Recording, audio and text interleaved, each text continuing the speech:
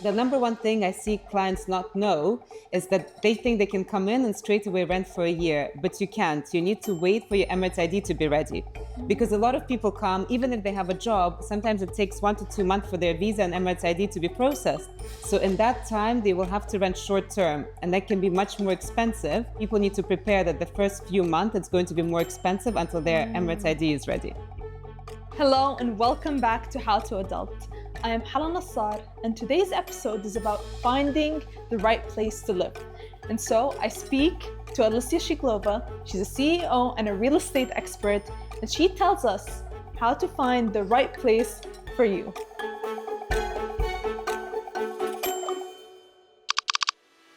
Alessia, tell me your top tips for finding a place to live, the right place for you.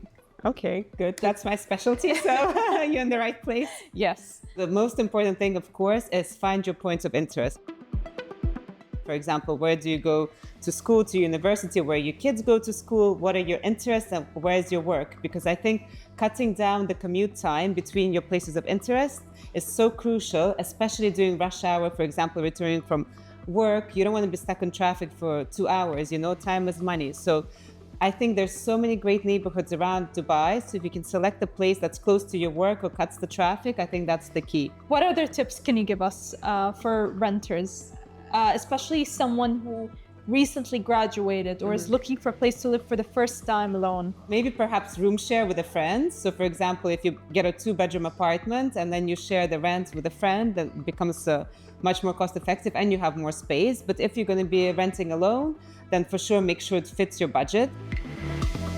On top of the rent, you also have to pay your DEWA, which is Dubai Electricity and Water Authority, your AC sometimes, which is called chiller. Sometimes chiller is included in the rent.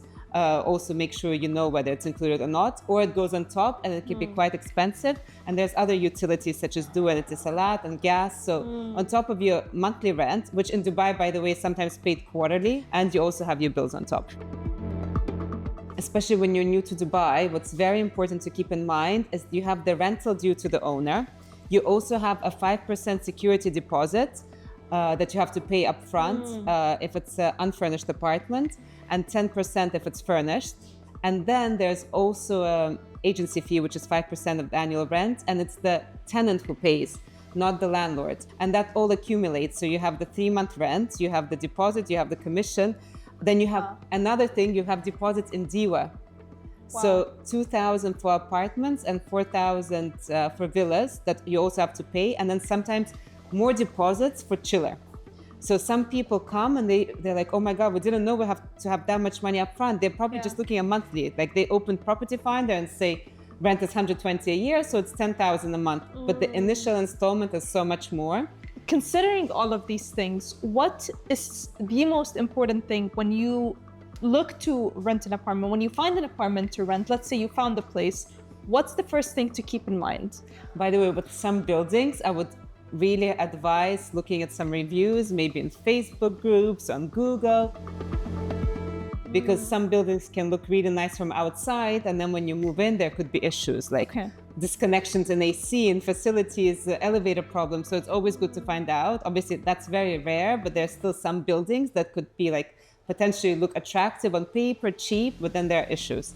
Use registered agents for sure. You can also check if the agent is registered in Dubai Rest app. Then very important when it comes to making the tenancy contract, you have to download the Dubai Rest app, scan the title deed number in there, and it will verify if the owner is the legitimate owner. Also, when you go to the Dubai Rest app, it will show if there's any service charges outstanding on the property, which the owner has to cover. And Ejari, of course, you need to register Ejari, which is the official registration of your tenancy contract. Don't overcommit to a high rent that you potentially won't be able to pay. If you're just starting to work here, also don't spend all your money on rent. Better to save and then put a down payment on the mortgage, and in the end, pay towards your own mortgage versus a rental property. So be mindful with the money because the rent can go super, super high. Thank you so much for joining me, Alessia, for the 3rd episode of How to Adult, where we learned how to find the right place for you to live.